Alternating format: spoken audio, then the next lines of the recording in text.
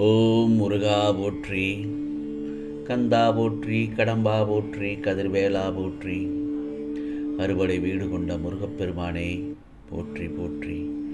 என் செல்லமே, நாளை நீ நினைப்பது நிச்சயமாக நடக்கும். இந்த முருகப்பெருமான் சொல்வதை கேட்டு சந்தோஷமாக தூங்கு என் செல்லமே. பொதுவாக நம்முடைய வாழ்க்கையில் கற்றுக்கொள்ள வேண்டிய பாடம் நிறைய இருக்கிறது. எதையும் நாம் முழுமையாக கற்றுத்தேரவில்லை. நமக்கு தெரியாத பல விஷயங்கள், நமக்கு தேவையானவற்றை கேட்டு அறிந்து கொள்ளுதல் நல்லதுதானே. அதில் நமக்கு சகஜமான நிலை நிச்சயமாக அந்த மனநிலை வர வேண்டும். நமது எண்ணமும் செயல்பாடும் தூய்மையானதாக இருக்க வேண்டும். அதே போலத்தான் நமது கருத்துக்களில் தவறு இருக்கும் பட்சத்தில் தவறை திருத்திக் கொள்ளவோ அல்லது தவறு என்பதை ஒத்துக்கொள்ளவோ முன்வர வேண்டும். அதுதானே நல்ல அணுகுமுறை. அதை விடுவித்து பிடித்த காலுக்கு மூன்றே கால்கள் என்ற பிடிவாதம் பிடிப்பதால் நமக்கான மரியாதை துளி துளியாக குறையும் அந்த இடத்தில். அதனால் உறவு மற்றும் நட்பு வட்டங்களில் நெருக்கம் குறையவும் வாய்ப்பு உண்டு. எங்கும் எதிலும் எடுத்தேன் கவிழ்த்தேன் என்ற அவசரம் வேண்டாம். அந்த அவசரமானது நமக்கு பல இழப்புகளை தந்துவிடும் அல்லவா. ஆக நம்மிடம் இருக்கும் விவேகத்தை கடைபிடிக்க ஒருபோதும் தவறக்கூடாது. என் செல்லமே, இருக்கும் வரை அன்பாயிரு, இருக்கும் வரை அன்பாயிருப்போம், இருப்பதை பகிர்ந்து கொள்வோம் என்ற நிலைப்பாடு கடைபிடித்தால் உன்னை தேடி நல்லதுதான் வரும். பொதுவாக நமக்குள் குடும்பத்தில் ஏற்படும் சொத்து பாக பிரிவினையின் போது சகோதரர்கள் கூட ஒரு சின்ன கையளவு கூட நிலம் கூடுதலாக வந்துவிட்டால் பேசி தீர்வு காண வேண்டும். அதை விட்டு வம்பு வழக்கு கோர்ட்டு என போவதால் யாருக்குமே பிரயோஜனமே இல்லை. தேவையில்லாத மன உளைச்சல், அலைச்சல், பணம் செலவாகுதல், ஒருவருக்கு ஒருவர் பகை, இது நாளடைவில் கள்ளிச்செடி போலவும் கருவேல மரம் போலவும் வளர்ந்து விடும் அல்லவா. அந்த விரோதமானது நமது சந்ததி வரை தொடரும். இதனால் நாம் அடைந்த பலன் என்ன?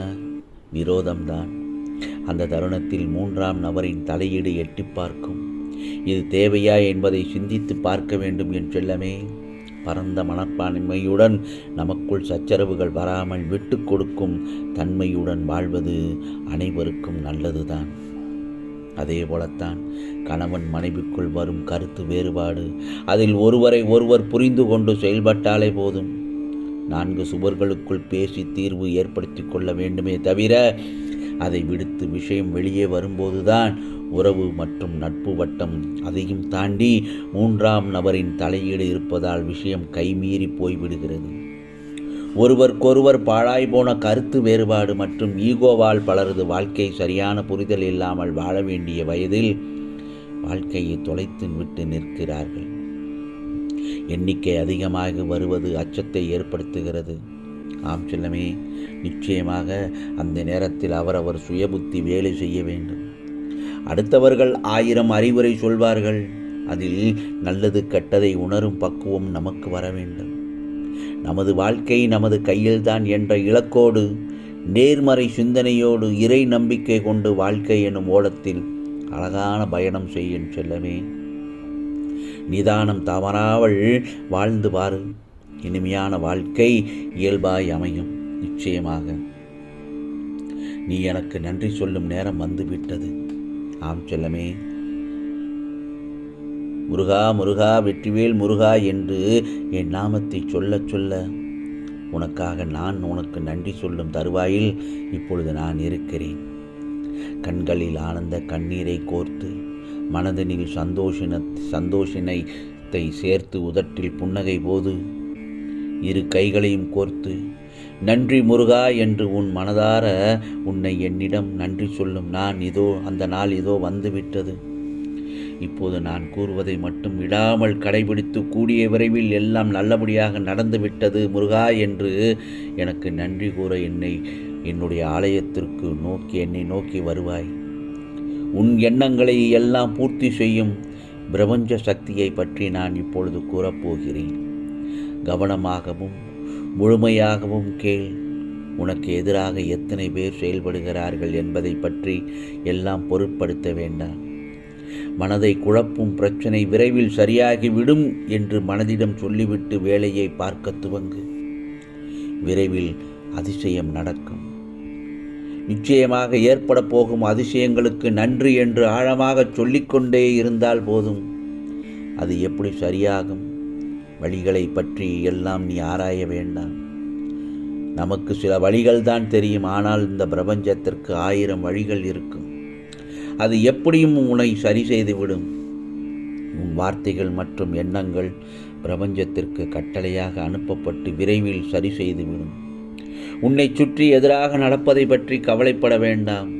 பயம், குழப்பங்கள் வரும்போது பதற்றமில்லாமல் ஆழ்ந்த அமைதியாக இருக்க கற்றுக்கொள்.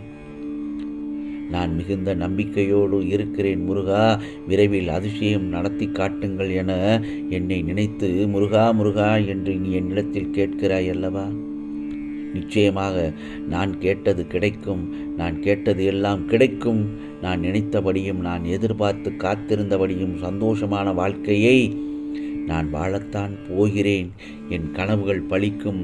என் கற்பனைகள் நடக்கும். நீ ஏற்பட போகும் எல்லா அதிசயங்களுக்கும் நன்றி. இந்த பிரபஞ்சத்திற்கு நன்றி, என் முருகப்பெருமானுக்கு நன்றி என்று ஆழமாக மனதில் சொல்லிக்கொண்டே இரு. நிறுத்தாமல் சொல்லிக்கொண்டே இரு. உன் வார்த்தைகள், நம்பிக்கையான உணர்வுகள், சந்தோஷமான எண்ணங்கள் போதும். எல்லாவற்றையும் சரி செய்து விடும் என் செல்லமே. உன் நேர்மறையான எண்ணங்களின் சக்தி இருக்கிறதல்லவா, இந்த பிரபஞ்சத்தை காட்டிலும் அதிக சக்தி வாய்ந்தது. இதை மட்டும் உணர்ந்து கொள். நீ எதை எப்பொழுதும் நினைத்து கொண்டே இருக்கிறாயோ, எது நடந்துவிடும் என்று உன் கற்பனையில் நீ யோசிக்கிறாயோ, எது நடக்கும் என்று அடிக்கடி நீ சொல்லிக்கொண்டே இருக்கிறாயோ, இவையெல்லாம் இந்த பிரபஞ்சத்திற்கு நீயிடும் கட்டளைகள். பிரபஞ்சமும் கட்டளையை ஏற்று அதை செயல்படுத்த துவங்கிவிடும். அதற்காகத்தான் நான் உனக்கு பலமுறை கூறியிருக்கிறேன். எதிர்மறையான வார்த்தைகளை கூறாதே, எதிர்மறையான எண்ணங்களை நினைக்காதே. தவறாக நடந்துவிடுமோ, தவறாக போய்விடுமோ என்று யோசித்து பார்க்காதே. நீ தெரிந்து தெரியாமல் செய்யும் இந்த செயல்கள்தான் உனக்கு எதிர்மறையான விளைவுகளை நிகழ்த்துகிறது. நீ எதிர்பார்த்து இருந்த விஷயங்கள் நடக்கவில்லை எனும்போது இனி எனக்கு எதுவும் நடக்காது, எனக்கு எதுவும் கிடைக்காது, எல்லாம் முடிந்து விட்டது, நான் எது கேட்டாலும் கிடைக்காது, என் விதி அப்படித்தான் என்று புலம்புகிறாய். உன் புலம்பல்களை இந்த பிரபஞ்சம் உன் வாழ்க்கையில் எதிரொலித்து விடும். இப்போது நான் கூறிய வார்த்தைகளை நீ புரிந்து கொண்டால் இனி நேர்மறையான வார்த்தைகளை மட்டும் பேசி பழகு. நீ நினைக்கும் நேர்மறையான நிகழ்வுகளும் நீ பேசும் நேர்மறையான வார்த்தைகளும் உன்னை சுற்றி சுழன்று கொண்டிருக்கும். இன்னமும் என் வார்த்தைகளில் நம்பிக்கை இல்லை என்றால் ஒரு மண்டலமாக இந்த வார்த்தைகளை சோதித்துப்பார். இன்று முதல் 48 நாட்கள் நேர்மறையான எண்ணங்களை வளர்த்துக்கொள்.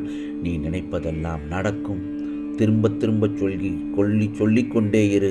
உன் மனதில் நீ கேட்டதெல்லாம் உனக்கு கிடைத்து விட்டது என கற்பனை செய்து மகிழ்ந்து கொள். நிச்சயமாக உனக்கானதெல்லாம் நல்லது நடக்கும். நல்லது மட்டுமே நடக்கும். அதுவும் நன்மையாகவே இருக்கும். ஓம் சரவண பவ. ஓம் சரவண பவ. ஓம் சரவண பவ.